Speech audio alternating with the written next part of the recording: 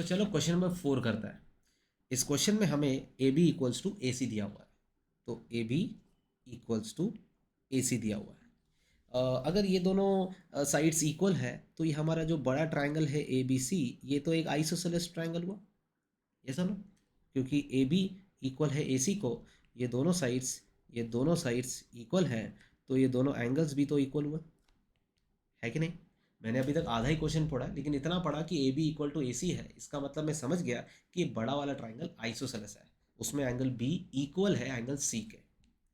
और B C equal to C D बोला है, मतलब ये जो बी सी है और ये जो सी डी है ये भी इक्वल है। बी सी सी डी के बराबर है। अच्छा, अगर बी सी सी डी के बराबर है तो ये भी तो एक आइसोसेलेस ट्राइंगल हुआ। दोस्तों, क्वेश्चन में दिया हुआ है B C equal to C D, मतलब ये भी एक आइसोसेलेस ट्राइंगल हुआ। तो ये वाली एंगल के इक्वल हुई, है कि नहीं। ये सब क्वेश्चन में दिया हुआ है। और क्वेश्चन में कहा है कि D E parallel to B C है। ये डी ई बी सी को पैरेलल है। अच्छा, पैरेलाइंस होता है तो फिर ऑल्टरनेट एंगल्स इक्वल होते हैं, मतलब ये एंगल इस एंगल के इक्वल है। आई बात समझ में, जब भी लाइंस पैरेलल होती है तो ऑल्टरनेट एंगल्स को इक्वल कह सकते हैं। डन। कैलकुलेट करो, क्या कैलकुलेट करना है। चलो कैलकुलेट क्या करना है उसको समझते हैं। कैलकुलेट करना है C D E. C D E मतलब ये वाला एंगल कैलकुलेट करना है। चलो ठीक है, ये वाला कैलकुलेट करना है। और क्या कैलकुलेट करना है, और डी सी ई कैलकुलेट करना है। और डी सी ई मतलब ये वाला। चलो ठीक है, ये दोनों एंगल्स को कैलकुलेट करना है। चालू करते हैं, बहुत ही आसान, बहुत ही ईजी होगा। एक एक स्टेप बाय स्टेप करते हैं। हमें दिया हुआ है ये 128 डिग्री, तो हम यहाँ पे लीनियर पैर लगा के ये वाला निकाल सकते हैं, है कि नहीं। तो हम एंगल ए निकाल सकते हैं लीनियर पैर लगा के।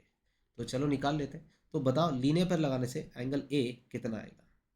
एंगल ए आने वाला है 180 में से 128 चला गया तो 52 आएगा। तो ये 52 आ गया, है कि नहीं। ये 52 आ गया। अब बताओ ये जो ट्राइंगल ए बी सी है, इस ट्राइंगल में आपको ये एंगल ए 52 पता चल गया। क्या ट्राइंगल ए बी सी एक आइसोसेलेस ट्राइंगल है। हाँ है। और इसका एक एंगल 52, एक एंगल ए जो है वो पता है। तो बाकी के दो एंगल्स तो निकाल सकते हैं। बाकी के दो एंगल्स मतलब ए बी और ए सी, इन दोनों को तो निकाल ही सकते हैं। सो इन दोनों की वैल्यू क्या होगी, बहुत ईजी है। 180 में से 52 माइनस करो। दोस्तों, इस ट्राइंगल में जो 180 है, अपना जो एंगल ए है 52 है, तो 180 में से 52 आप माइनस कर लो तो बचेगा 128। और 128 जो होगा वो इन दोनों में इक्वली बटेगा। ठीक है, ये दोनों 128 को इक्वली डिस्ट्रीब्यूट कर लेंगे, मतलब ये एंगल 64 आएगा और ये पूरा एंगल 64 आएगा। ऐसा क्यों होगा, क्योंकि आइसोसेलेस ट्राइंगल है तो दोनों एंगल्स इक्वल है। दोनों एंगल्स इक्वल है तो फिर इक्वली बटेगा। 128 का 64 हो जाएगा, है कि नहीं। या आप अभी अभी आपने क्या किया, अभी अभी आपने यहाँ पे एक लीनियर पेयर लगाया, फिर लीनियर पेयर लगाने के बाद आपने यहाँ पे एंगल सम प्रॉपर्टी लगाया।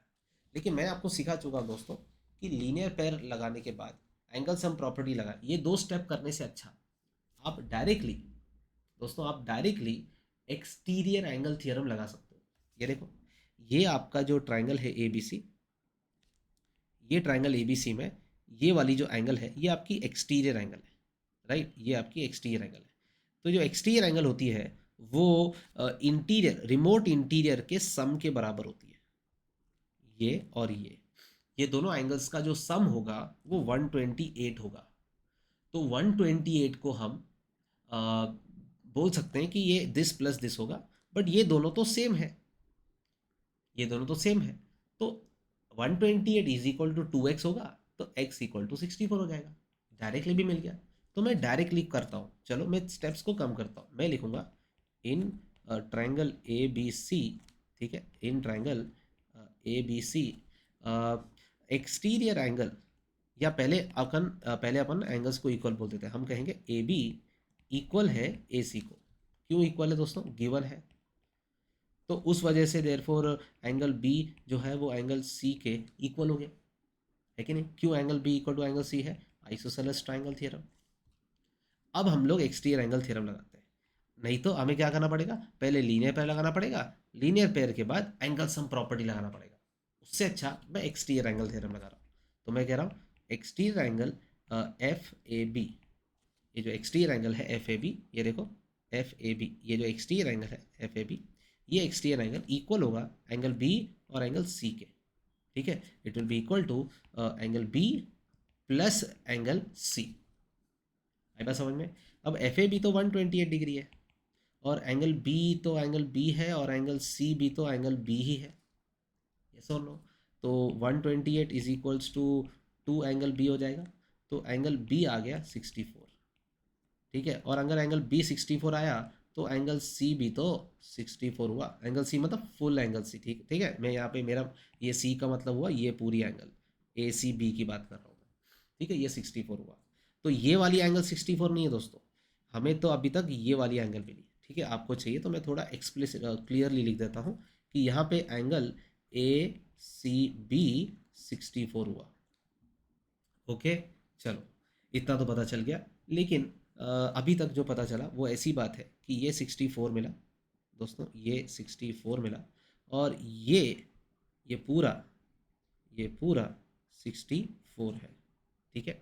चलो, पहला स्टेप तो क्लियर है कि हमने बड़े ट्रायंगल पे, ठीक है, हमने बड़े ट्रायंगल पे लीनियर पेयर लगाने के बाद एंगल सम प्रॉपर्टी लगाने से अच्छा, ये सब लीनियर पेयर लगाओ फिर एंगल सम प्रॉपर्टी लगाओ, उससे अच्छा एक्सटीरियर एंगल थ्योरम लगा के हमने इन दोनों एंगल्स की वैल्यू निकाल ली।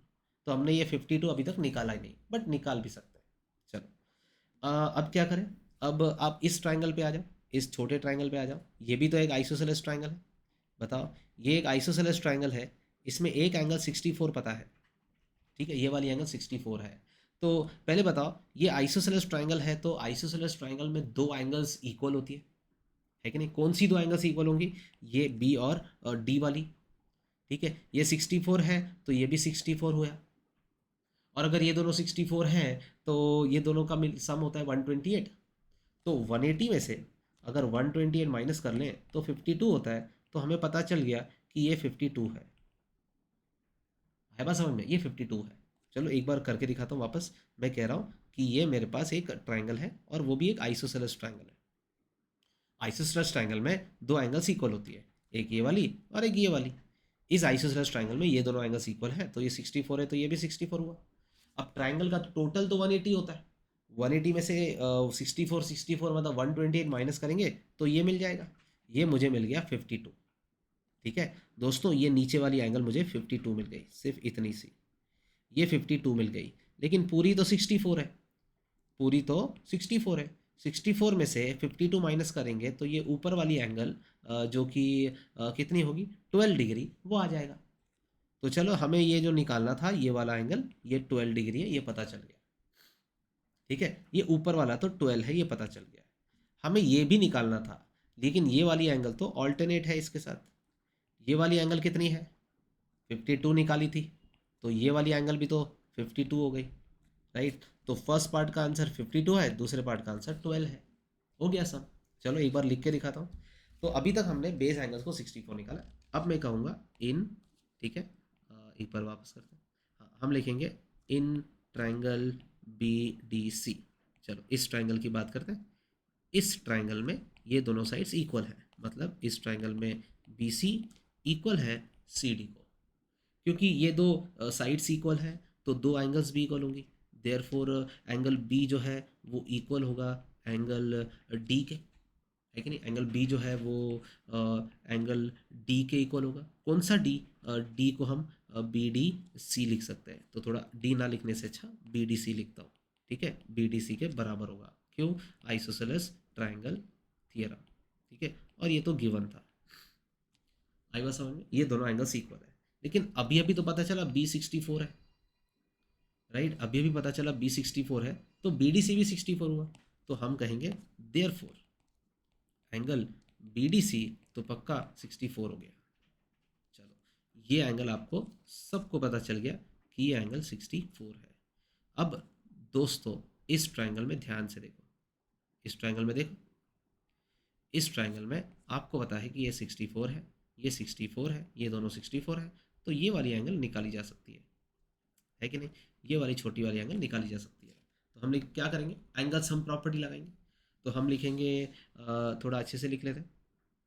मैं लिखूँगा कि एंगल, सॉरी, हाँ, मैं लिखूँगा angle B plus angle B D C plus angle B C D, ठीक है। सी वाली एंगल, ये वाली एंगल, ये तीनों मिला के 180 है, उसमें से ये 64 है, ये भी 64 है, तो बी सी डी एंगल निकाल सकते हैं, राइट। तो बी सी डी एंगल कितना होगा, तो बी सी डी एंगल आएगा हमारे पास 52 डिग्री। तो चलो ये आ गया 52। कॉन्ग्रेचुलेशन दोस्तों, आप सब लोगों को पता चल गया कि ये जो नीचे वाली एंगल है, ये जो नीचे वाली एंगल है, ये 52 डिग्री है, ठीक है, ये 52 डिग्री है। अब ये अगर 52 डिग्री है, तो ये दोनों लाइंस पैरेलल होने की वजह से ऑल्टरनेट एंगल्स जो है इक्वल होंगे, मतलब ये वाली एंगल इस एंगल को बराबर होगी। तो ये अगर 52 है तो ये भी 52 हो गया, राइट। तो अब हम लिखेंगे D E is parallel to B C, ठीक है।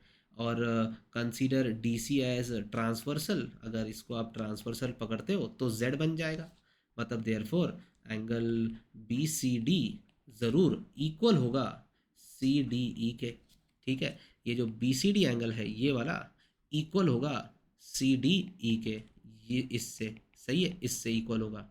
तो हो गया, तो हम लिखेंगे ये दोनों इक्वल हैं, लेकिन बी सी डी तो ऑलरेडी मैंने 52 निकाला है, तो सी डी ई ये भी 52 आ गया, तो ये 52 हो गया दोस्तों, ठीक है, क्लियर है। अब हमें सेकेंड पार्ट में डी सी ई निकालना है। डी सी ई मतलब ये छोटी वाली एंगल निकालनी है, ठीक है। सबको पता है ये फुल एंगल कितनी है, 64, उसमें से नीचे वाली 52 है, तो बस माइनस करेंगे, राइट। तो बस माइनस ही करना है, उतना ही करना है, तो हो जाएगा। तो चलो करके दिखाता हूँ, यहाँ पे लिख देता हूँ मैं, ठीक है। थर्ड पार्ट करता हूँ, थर्ड पार्ट में लिखूँगा कि full angle C, full angle C, it is made up of B C D plus B C D plus plus D C E, right, plus D C E, done.